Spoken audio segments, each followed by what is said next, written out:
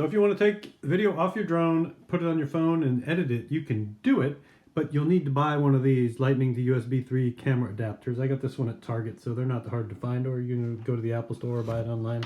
So it's got a port that you can plug into a charger, and then it's got a USB port. So what you do is you take your memory card and you plug it into a card reader, and then you plug that USB drive into the USB hole here. So you've got power going in here, and then you've got your USB drive there. The power is needed for it to be able to transfer.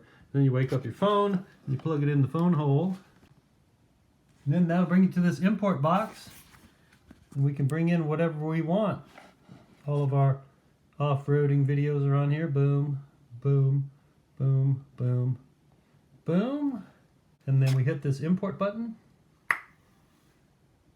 And that's all you need to do, and then they'll be in your photo album. So there you go, that's how you do it. Just the Lightning to USB camera connector and plug it into your phone charger.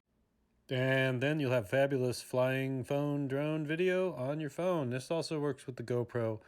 I record in MP4 format, so if it's an MP4, this will work great for it. So that's how you do it, and then you can go into iMovie or whatever your favorite Apple editing program is and edit your flying drone video.